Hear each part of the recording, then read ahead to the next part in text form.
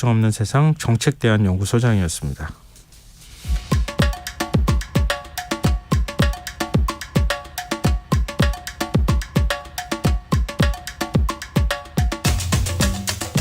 바람과 흰 천만 있다면 바다 어디든 갈 수 있어. 어느 영화에서 들어봄직한 대사일 텐데요. 선박 제조 기술이 발전을 거듭하는 지금 돛담배가 다시 바다로 돌아가고 있다고 합니다. 어떤 배경이 있는지 궁금해지는데요. 우리가 놓치지 말아야 할 환경 이슈 살펴보는 시간이죠. 지구생활백서 사단법인 넥스트 윤지로 수석 얘기 나눠보겠습니다. 안녕하세요. 네, 안녕하세요. 네, 현대판 돛담배 얘기해 주신다고요? 네, 갑자기 돛담배라고 하니까 이게 뭔가 비유적인 단어인가 이렇게 생각하실 수도 있는데 진짜 돛담배 얘기입니다.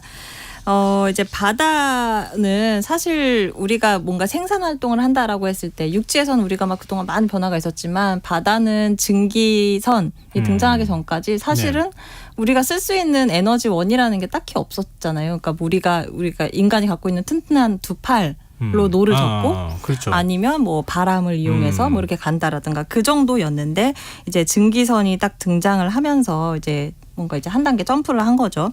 네, 근데도 이제 한동안 증기선이 나왔어도 초반에는 추진력이 별로 약했기 때문에 이제 돛을 약간 그런 형태로 같이 이제 운항이 됐다고 해요. 근데 지금은 이제 더 이상 범선이라고 하는 커다란 이제 돛을 단 배 이런 범선 같은 건 거의 보기가 어렵죠. 그 화물선 기준으로 말씀드리면 전 세계 한 6만 척이 있는데 그 중에서 0.05% 정도만 이제 돛을 달고 있다고 해요. 그래서 달고 있는 배가 있긴 있네요. 그렇죠, 신기하죠. 네. 네, 이렇게 이제 정말 사라지나 싶었던 범선이 다시 등장을 하고 있습니다. 갑자기 21세기에 난데없이 진짜 돛을 탄 배가 나타난다? 네, 진짜 돛은 돛이에요. 지난 8월에 중국 상하이에서 이제 싱가포르까지 첫 항해를 마친 픽시스 오션이라고 하는 배가 있는데요. 이거를 이제 카길 그 곡물 메이저잖아요. 이 회사가 이걸 임대를 했어요. 이 배 사진을 한번 인터넷에서 검색을 해보시면 볼 수 있는데 진짜로 약간 병풍처럼 기다랗게 세 개의 이제 직사각형이 이렇게 병풍처럼 붙어 있는 그게 두 개가 이렇게 배에 꽂혀져 있습니다. 네, 그래서 이게 뭐 바람 방향에 따라서 이렇게 움직이기도 하고 뭐 이런 식으로 하는데 굉장히 커요. 이 돛의 높이가 37.5m, 그러니까 10층 건물 높이이고 무게도 막 125톤 이렇게 된 굉장히 커다란데 이제 진짜 뭐 옛날 돛처럼 막 이렇게 그 캔버스천 이런 거는 아니고요. 뭐 바람과 흰 천만 있으면 어디든 갈 수 있다고 하셨는데 그런 건 아니고 이제 강철과 유리섬유로 만들어져 있습니다. 그리고 이런 거 말고도 굉장히 저게 무슨 돛이야 싶은 것도 있는데 이제 독일의 에네르콘이라고 하는 풍력 터빈 제조회사가 있는데 이 배 여기서 쓰는 배가 있는데 그 E10원이라고 하는 배예요. 근데 여기 보면은 굴뚝같이 커다란 굴뚝 같은 게 4개가 이렇게 꽂혀 있거든요. 근데 배 상단부에 네, 배 위에. 근데 그게 이제 굉장히 큰 굴뚝처럼 생겼는데 이것도 역시 돛이고요. 또 프랑스의 에어시즈라고 하는 회사가 초대형 연을 만들었어요. 그래서 연요? 네, 그 연을 배를 끌고 가요? 네, 연 이제 뭐 특수 연이겠죠. 근데 딱 생김새는 그냥 진짜 연 같거든요. 근데 그거를 배 앞에다가 매달고 300m 높이로 띄어서 이렇게 사용을 하는데 요거는 아직 상용화된 건 아니고 지금 시제품 형태로 나와 있고 일본에서 지금 뭐 한 5개 정도 주문이 들어왔다라고 업체가 이야기를 하고 있습니다. 이게 난데없이 갑자기 돛을 단 배, 뭐 돛의 형태는 뭐 여러 가지가 있을 수 있지만 이런 배가 등장하는 이유가 뭡니까? 이게 사실 이유는 뭐 옛날에 돛을 썼던 거랑 비슷합니다. 결국 이제 추진력을 얻으려고 하는 거예요. 옛날에 이제 팔로 젓다가 힘드니까 돛을 달았던 것처럼 이제 배의 추진력을 좀 얻고자 하는 거죠. 근데 옛날에는 목조로 만든 나무로 만든 배였으면 상대적으로 가벼우니까 돛을 크게 달면은 그 바람의 풍력을 이용해가지고 배가 움직여서 갈 수 있는데 지금 다 쇠똥이잖아요. 근데 돛을 달면 그게 배를 끌고 갈 만한 힘이 생겨요. 그래서 저도 사실 이 기사를 이제 봤을 때 이거 그냥 장난인가 싶었는데 이게 원리는 이렇다고 해요. 우리 커다란 비행기도 날잖아요. 걔가 날 수 있는 건 이제 양력이라고 하는 힘 때문인데 이 양력이 어떻게 생기느냐. 잠깐만 조금 어려운 이야기 할게요. 이 베르누이 원리라고 혹시 요즘에 어린 아이들이 더 잘 알아요. 네.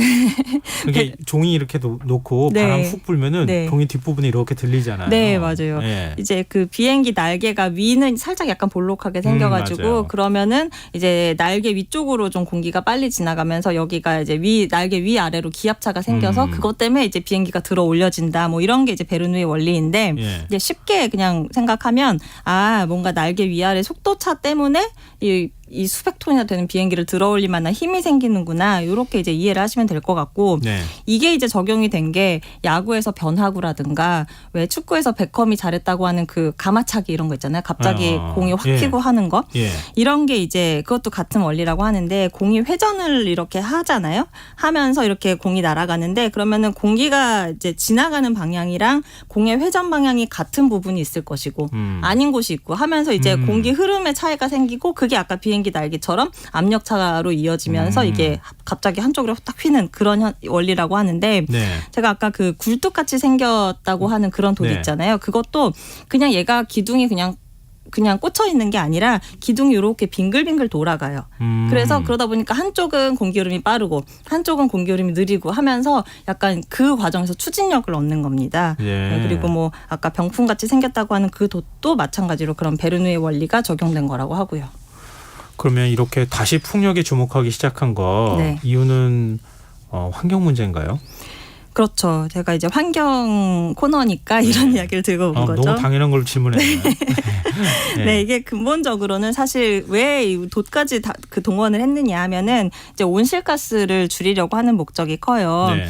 우리가 뭐 당연히 상식적인 이야기지만 똑같은 거리를 간다고 했을 때 바람이 좀 도와주면 아무래도 연료를 덜 써도 될 거 아니에요. 우리 하이브리드 차 같은 경우도 기름이랑 전기를 같이 쓰니까 기름을 덜 쓸 수 있는 것처럼 이것도 그 배가 이제 보통 중유나 뭐 디젤 이런 걸로 움직이는데 네. 거기 플러스 풍력 진짜 바람의 힘을 이제 더해주니까 일종의 하이브리드 배처럼 그 연료를 아낄 수 있는 거죠.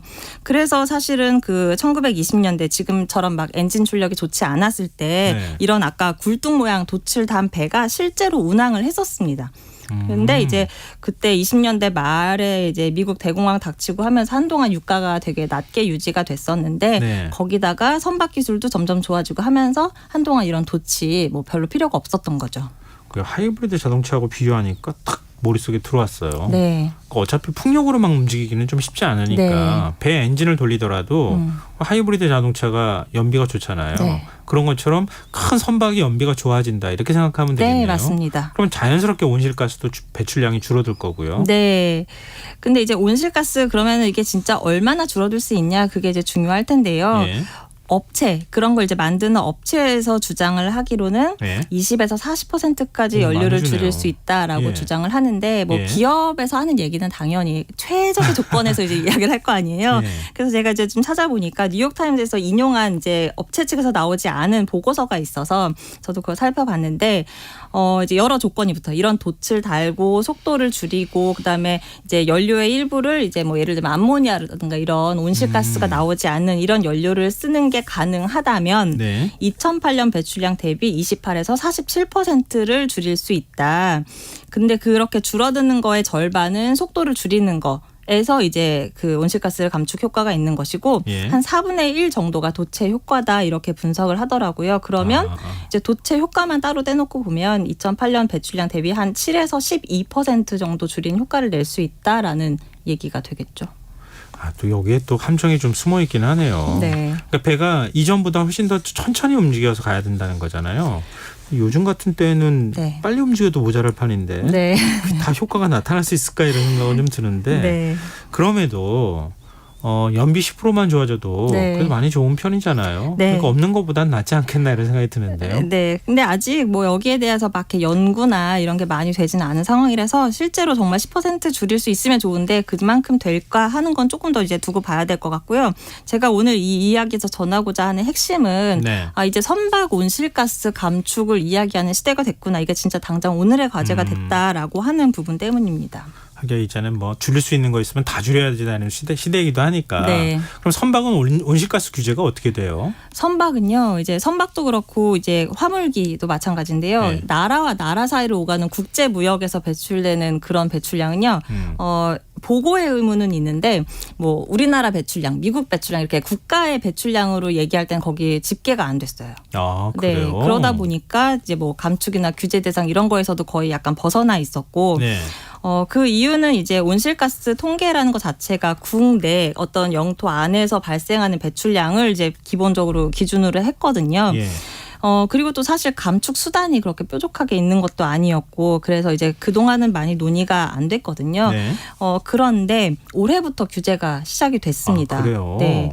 국제해사기구에서 EEXI랑 CII라고 하는 규제를 시작했는데 예. 이거 EEXI 같은 경우는 화물 1톤을 1마일 운송할 때의 탄소가 얼마나 나오느냐 하는 걸 지수화한 거고요. 그리고 CII는 EEXI랑 비슷한데 이거는 이제 실제 운항 정보를 기준으로 산출이 됩니다. 예. 근데 이게 되게 강력한 규제더라고요. 그러니까 EEXI는 이산화탄소 감축률을 따지고 CII는 이제 등급으로 이제 부여가 되는데 이게 기준이 미달되면 아예 운항을 못 해요, 배가. 아, 출항을 우리 자동차하고 비교하면 되겠네요. 네, 출항을- 몇 등급 이하 연료 효율 몇 등급 이하는 도로를 다 네, 네, 다닐 수 네. 없어. 뭐 이렇게 네. 규제하는 거네요. 네, 그리고 이 기준이 이제 해마다 점점 강화가 되는 거고요. 네. 근데 뭐라 그럴까요? 이 선박을 통해 가지고 우리나라 조선사들이 전 세계 1등이잖아요. 네. 이런 기술이 있으면 제일 먼저 도입해야 되는 거 아니에요? 그쵸. 우리나라한테도 타격이 있을 수 있는데. 네, 그 작년에 그래서 특히 이제 대형 선사는 그래도 어떻게든 이제 뭐 노력을 하고 있는데 중소형 선사가 문제거든요. 네. 네, 작년에 우리나라 국내 중소해운사 선박의 70%가 이 기준을 못 맞춘다. 막 이런 이제 기사가 간간히 나왔었어요. 예. 그래서 지금 어떻게 하고 있냐면 이 엔진 출력을 그냥 낮춰서 배출을 줄이는 그런 설비가 있는 것 같더라고요. 그래서 그런 설비를 이제 정부에서 지원해주는 사업을 하고 있는데 지금 현재 이제 제가 어제 해수부 확인해 보니까 국내 한 400여 척이 그 대상인데 이거를 막 일시에 다 바꿔야 되는 건 아니고 이제 정기 검사할 때 이걸 이제 달면 되는데 지금 한 150척 정도가 설치를 했고 아직까지는 뭐이 기준 미달로 출항을 못한 사례는 없다 이렇게 얘기를 하더라고요. 자동차 경유차 폐차시키고 네. 거기에 이제 뭐라고 해야 될까요?